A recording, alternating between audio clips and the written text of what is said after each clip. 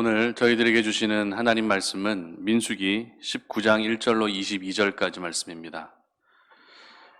조금 길긴 하지만 우리 함께 말씀을 봉독합니다. 여호와께서 모세와 아론에게 말씀하여 이르시되 여호와께서 명령하시는 법의 율례를 이제 이르노니 이스라엘 자손에게 일러서 온전하여 흠이 없고 아직 멍에 매지 아니한 붉은 암송아지를 내게로 끌어오게 하고 너는 그것을 제사장 엘르아살에게 줄 것이요 그는 그것을 진영 밖으로 끌어내어서 자기 목전에서 잡게 할 것이며 제사장 엘르아살은 손가락에 그 피를 찍고 그 피를 회막 앞을 향하여 7번 뿌리고 그 암소를 자기 목전에서 불사르게 하되 그 가죽과 고기와 피와 똥을 불사르게 하고 동시에 제사장은 백향목과 우슬초와 홍색 실을 가져다가 암송아지를 사르는 불 가운데에 던질 것이며 제사장은 자기의 옷을 빨고 물로 몸을 씻은 후에 진영에 들어갈 것이라. 그는 저녁까지 부정하리라. 송아지를 불사른 자도 자기의 옷을 물로 빨고 물로 그 몸을 씻을 것이라. 그도 저녁까지 부정하리라. 이에 정결한 자가 암송아지의 죄를 거두어 진영 밖 정한 곳에 둘지니 이것은 이스라엘 자손 회중을 위하여 간직하였다가 부정을 씻는 물을 위해 간직할지니 그것은 속죄 죄니라. 암송아지의 죄를 거둔 자도 자기의 옷을 빨 것이며 저녁까지 부정하리라. 이는 이스라엘 자손과 그 중에 거류하는 외인에게 영원한 율례니라. 사람의 시체를 만진 자는 이래 동안 부정하리니 그는 셋째 날과 일곱째 날에 잿물로 자신을 정결하게 할 것이라. 그리하면 정하려니와 셋째 날과 일곱째 날에 자신을 정결하게 하지 아니하면 그냥 부정하니 누구든지 죽은 사람의 시체를 만지고 자신을 정결하게 하지 아니하는 자는 여호와의 성막을 더럽힘이라. 그가 이스라엘에서 끊어질 것은 정결하게 하는 물을 그에게 뿌리지 아니하므로 깨끗하게 되지 못하고 그 부정함이 그대로 있음이니라. 장막에서 사람이 죽을 때의 법은 이러하니 누구든지 그 장막에 들어가는 자와 그 장막에 있는 자가 이래 동안 부정할 것이며 뚜껑을 열어 놓고 덮지 아니한 그릇은 모두 부정하니라. 누구든지 들에서 칼에 죽은 자나 시체나 사람의 뼈나 무덤을 만졌으면 이래 동안 부정하리니 그 부정한 자를 위하여 죄를 깨끗하게 하려고 불사른 재를 가져다가 흐르는 물과 함께 그릇에 담고 정결한 자가 우슬초를 가져다가 그 물을 찍어 장막과 그 모든 기구와 거기 있는 사람들에게 뿌리고 또 뼈나 죽임을 당한 자나 시체나 무덤을 만진 자에게 뿌리되 그 정결한 자가 셋째 날과 일곱째 날에 그 부정한 자에게 뿌려서 일곱째 날에 그를 정결하게 할 것이며 그는 자기 옷을 빨고 물로 몸을 씻을 것이라. 저녁이면 정결하리라. 사람이 부정하고도 자신을 정결하게 하지 아니하면 여호와의 성소를 더럽힘이니 그러므로 회중 가운데에서 끊어질 것이니라. 그는 정결하게 하는 물로 뿌림을 받지 아니하였은즉 부정하니라. 이는 그들의 영구한 율례니라.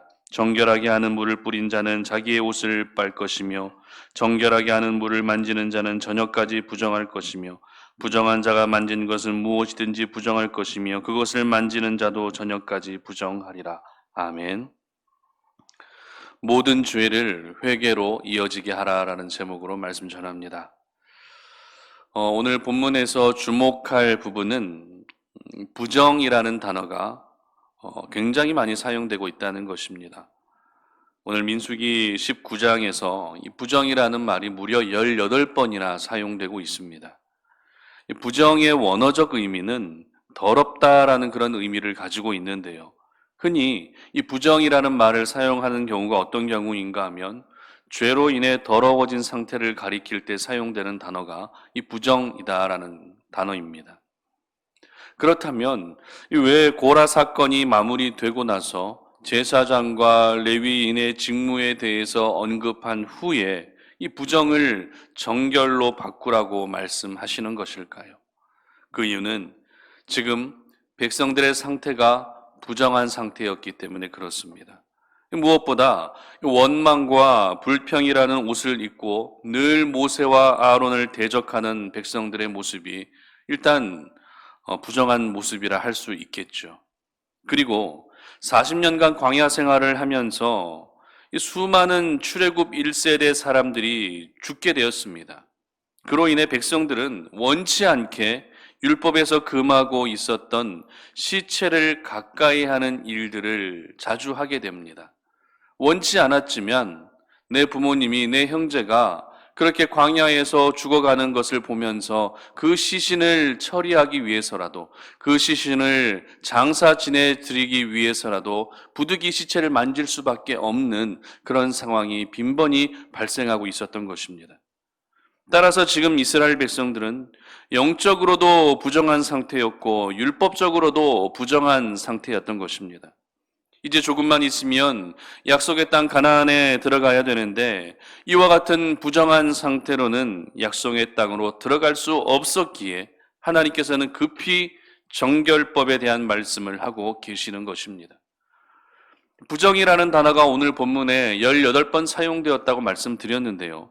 부정의 반대말이 어떤 말이죠? 정결이라는 단어로 우리는 생각할 수 있습니다. 그렇기 때문에 오늘 본문에서 정결이라는 단어도 14번이나 사용될 정도로 민수기 19장의 핵심 포인트는 바로 부정과 정결입니다. 그렇다면 이 부정과 정결을 조금 더 우리가 이해하기 쉽게 바꾸어 표현하면 어떻게 표현할 수 있을까요? 바로 죄와 회개로 표현할 수 있다라는 것입니다. 죄는 분명 벌이 따릅니다. 고라 사건만 봐도 반역의 벌로 인해 모두 죽임을 당할 정도로 죄를 지으면 벌을 받는 것이 맞습니다. 그렇기 때문에 사람들은 죄와 벌의 연관성을 항상 먼저 생각하게 된다는 것입니다. 죄를 짓게 되면 벌을 받아야 되고 이와 같은 죄와 벌의 연관성을 늘 염두한다라는 것이죠. 그러나 죄와 벌의 연관성 못지않게 중요한 것이 있다면 그것은 바로 죄와 회개의 연관성입니다. 즉 죄를 지으면 벌을 받는 것도 맞지만 죄를 지으면 어떻게 해야 한다고요? 회개해야 한다라는 것을 절대 잊어서는 안 되는 것입니다. 그러므로 모든 죄는 회개로 이어질 수 있어야 하는 것입니다. 죄를 우리가 머릿속으로 문득 떠올리게 되면 그로 인한 벌이 먼저 떠오르는 것이 아니라 죄를 떠올리게 되면 회개가 먼저 떠오를 수 있어야 된다라는 것이죠. 오늘 본문에서는 붉은 암송아지를 잡아서 부정을 씻는 물을 만들고 그 물로 씻음으로 인해 부정한 자신의 모습을 정결케 하라고 말씀하십니다. 여기서 붉은 암송아지로 만들어진 부정을 씻는 물이란 여러분도 느끼셨겠지만 바로 예수 그리스도를 예표하고 있는 그런 부분입니다. 다시 말해 부정을 정결로 바꿀 수 있는 분, 죄로 더러워진 상태를 깨끗게 하실 수 있는 분은 우리 오직 예수 그리스도밖에 없는 줄 믿으시기를 바랍니다. 그러나 중요한 것은 부정을 씻는 물을 가지고만 있는다고 해서 모두 깨끗해질 수 있는 것은 아니라는 것이죠. 다시요. 우리가 부정을 씻는 물을 가지고 있다고 해서 우리 모두가 깨끗해질 수 있는 것은 아니라는 것입니다. 무슨 말입니까? 부정을 씻는 물을 가지고 있는 것으로 그치는 것이 아니라 부정을 씻는 물을 자신에게 뿌려야만 우리는 정결케 되어지는 것입니다. 그러므로 예수님이 모든 죄를 대신 깨끗게 하실 수 있는 분이라는 것을 아는 것보다 중요한 것이 무엇입니까? 그 예수님을 가까이 하고 그 예수님을 믿고 의지하며 오늘도 예수님께 가까이 나아가고 지은 모든 죄에 대해서 회개하는 것이 더 중요하다라는 것입니다. 즉 날마다 부정을 씻는 물을 자신에게 뿌리는 이 회개의 과정이 있어야만 우리는 정결케 되어질 수 있는 것입니다. 이미 저희들에게는 모든 부정을 씻을 수 있는 물인 예수 그리스도란 생명의 물이 준비되어 있습니다. 그렇다면 저희들이 힘써야 할 것이 무엇입니까? 그 물을 날마다 우리 스스로에게 뿌리는 것입니다. 더러워진 내 생각에도 그 물을 뿌리고 부정적인 말을 일삼고 있는 내 입술에도 그 물을 뿌리고 죄악의 길로 달려나아가고 있는 내 발에도 부정을 씻는 물을 뿌려야 한다는 것입니다. 오늘 말씀을 통해 저희들에게 주시는 회개에 대한 영적 교훈을 함께 생각해 보겠습니다. 첫 번째는 회개는 구체적이어야 한다라는 것입니다. 본문 8절과 10절 상반절입니다. 함께 읽습니다. 송아지를 불사른 자도 자기의 옷을 물로 빨고 물로 그 몸을 씻을 것이라. 그도 저녁까지 부정하리라. 암송아지의 죄를 거둔 자도 자기의 옷을 빨 것이며 저녁까지 부정하리라. 아멘. 자, 부정을 씻는 물을 만들 때 사용되었던 주 재료는 어떤 재료였죠? 붉은 암송아지였습니다. 붉은 암송아지를 불로 태워서 그것을 재로 만들고 그 재를 잘 간직해 두었다가 물에 넣어서 사용된 것이 바로 부정을 씻는 물이었습니다. 그런데 하나님께서 이 일을 진행하실 때 누구에게 맡기고 계시죠? 바로 대제사장 아론의 아들 엘르아살에게 이 중요한 일을 맡기고 계십니다. 이것은 부정을 씻는 물을 제조하는 이 과정이 아무나 해서는 안 되는 일이고 구별된 사람, 즉 대제사장만 이 일을 해야 된다라는 것을 저희들에게 보여주는 것입니다. 그런데 5절의 기록을 잘 보십시오. 그 암소를 자기 목전에서 불사르게 하되 그 가축과 고기와 피와 똥을 불사르게 하고, 여러분 잘 보시면 불사르라 이렇게 말씀하지 아니하시고 불사르게 하되라고 기록합니다. 불사르게 하되라고 하는 이 표현은 엘르아살이 직접 암송아지를 불로 태웠다는 이야기입니까? 아니면 이 암송아지를 불로 태웠던 또 다른 제3자가 있다는 얘기입니까? 바로 후자겠죠. 불사르게 하되라는 것은 아론의 아들 제사장 엘르아살에게 누군가에게 시키라는 겁니다. 암송아지를 불로 태우도록 시키라고 하나님이 이렇게 명령하시는 것이죠. 그렇기 때문에 엘르아살이 직접 암송아지를 불로 태운 것이 아니라 암송아지를 불로 태웠던 제3자가 있었다라는 것을 저희들은 알게 됩니다. 정리하면 이렇습니다. 부정을 씻는 물을 만들 때 엘르아살을 중심으로 만든 것은 사실입니다. 그러나 엘르아살의 역할이 무엇입니까? 자신의 손가락에 피를 찍어서 그 피를 회막 앞에 7번 뿌리는 것과 백향목과 우슬초와 홍색 실을 그렇게 활활 타고 있는 불 가운데로 던지는 일을 했을 뿐입니다. 그러나 실제 암송아지를 불태운 사람은 따로 있었다는 것입니다. 만약 엘르아살이 이 모든 일들을 혼자 다 감당했다면 이 일을 하는 과정에서 부정해진 사람은 누구겠습니까? 엘르아살 한 사람밖에 없습니다. 그러나 하나님은 제사장만 옷을 빨고 몸을 씻으라 하지 않으셨습니다. 8절 보십시오.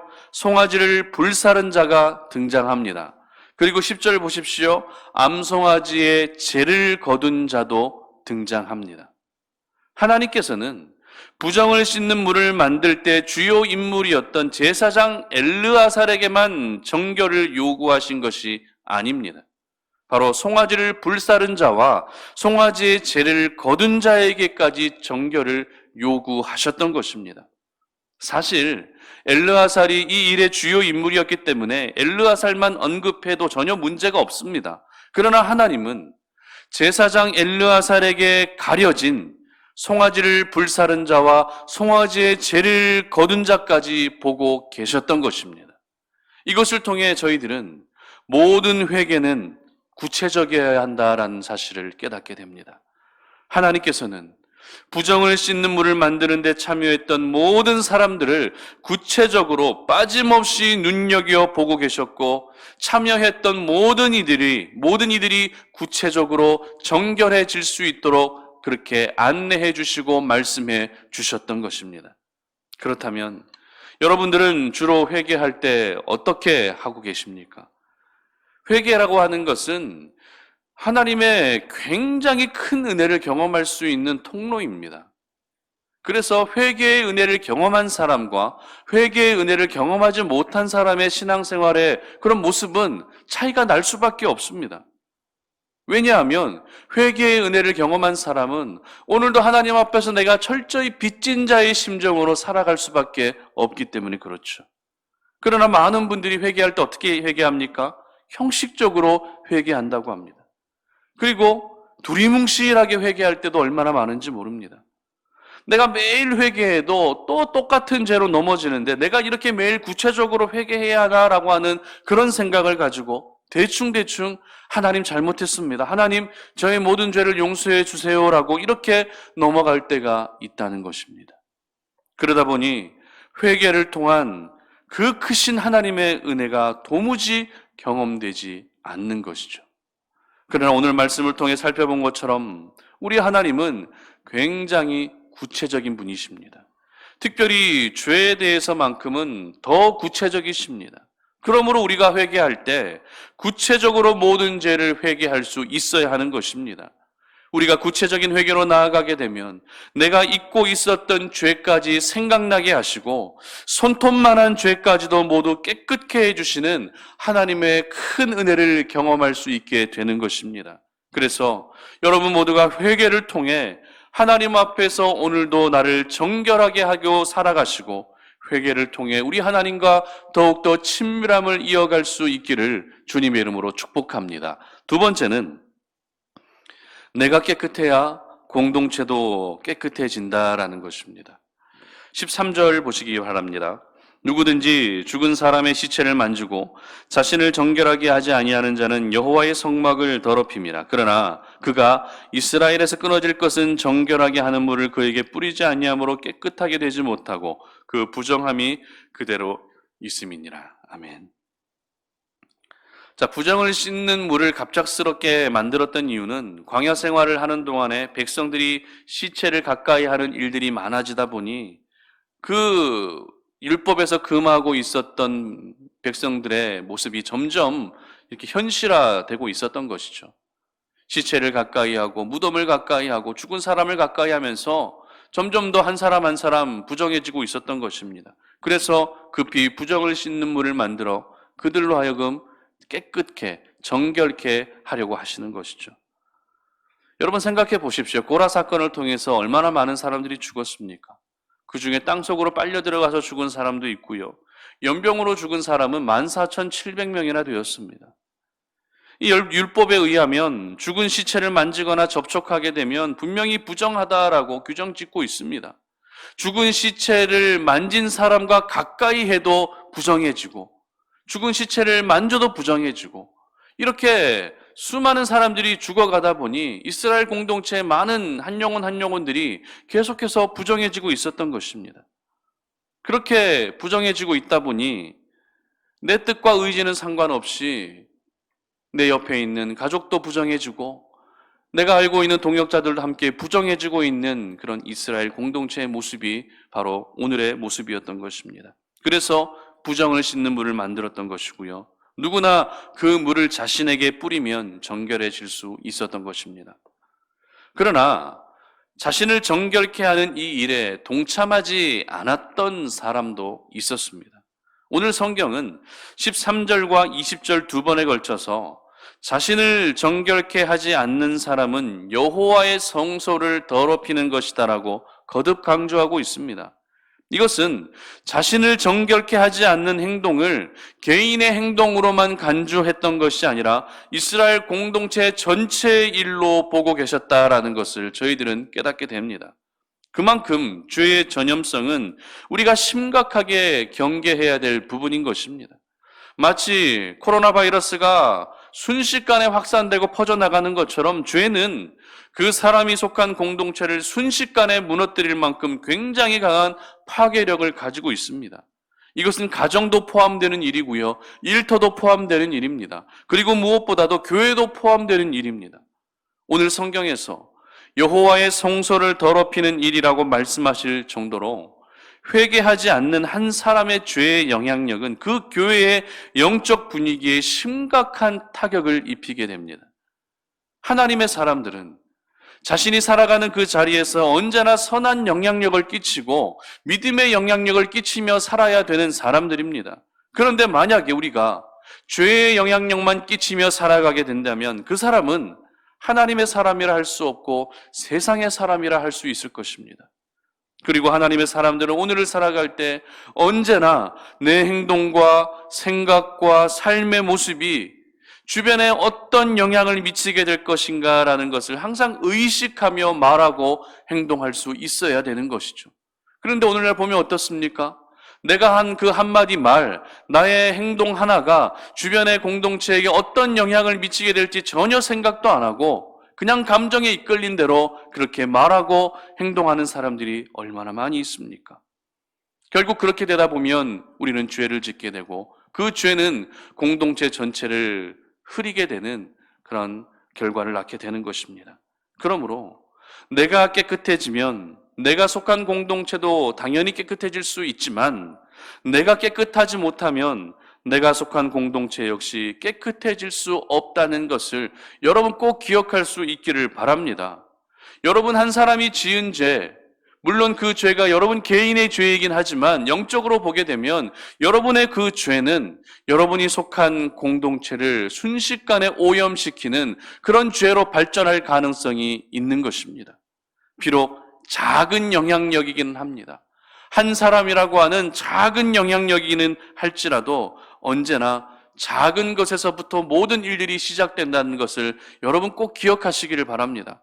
바라기는 우리 송탄 오륜의 모든 가족들은 항상 회개의 삶을 통해 정결한 삶을 사시고 여러분의 그 정결함이 공동체에 선한 영향력을 끼칠 수 있게 하시기를 주님의 이름으로 축복합니다. 말씀을 맺겠습니다.